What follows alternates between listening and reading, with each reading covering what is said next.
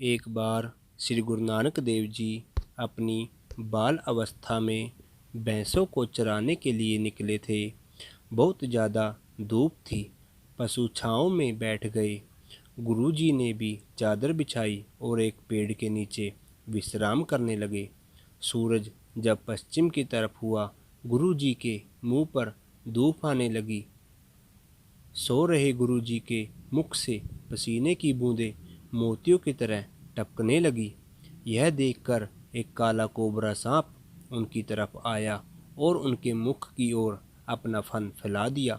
सहयोग से रायपुलर अपने सिपाहियों के साथ अपने घोड़े से उसी रास्ते से गुजर रहे थे, पर श्री गुरु नानक देव जी सो रहे थे।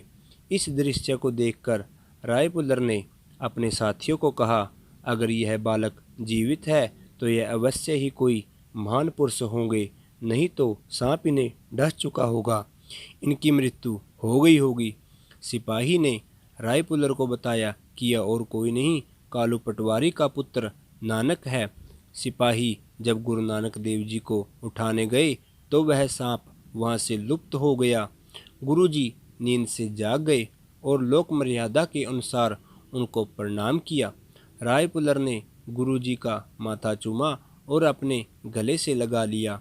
इसके पश्चात रायपुलर ने अपने घर आए गुरुजी के पिता मेहता कालू जी को बुलाकर कहने लगे, पटवारी साहब, आपका पुत्र महान व्यक्तित्व का स्वामी है और यह कोई आम बालक नहीं है।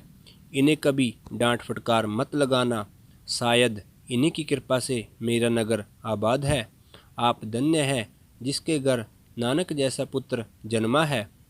गुरुजी के पिताजी ने बोला कि यह महान पुरुषों जैसी बातें नहीं करता। गुरुजी के पिताजी कहते हैं कि पता नहीं इसे कब अकल आएगी।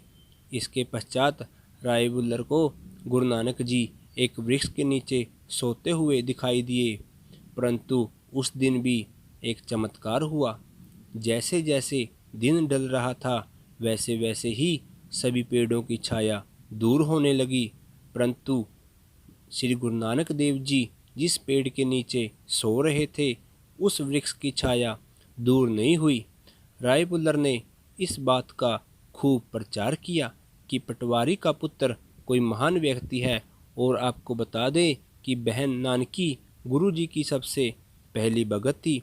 बहन नानकी के बाद रायपुलर उन कुछ गिने चुने खुश नसीबों में से एक है जिन्होंने गुरुजी के दिव्य रूप के दर्शन किए और हमेशा ही गुरुजी का साथ दिया।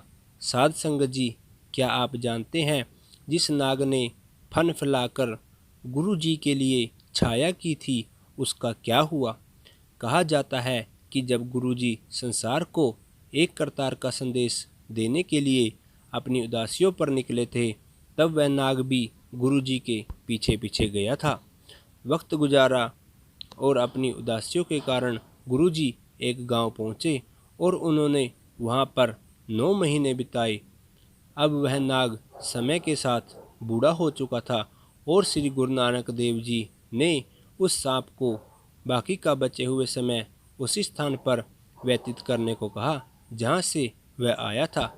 जिस नाग को गुरुजी ने अपना बाकी का जीवन जिस स्थान पर व्यतीत करने को कहा था, आज वहां गुरुद्वारा श्री नागन साहिब जी है।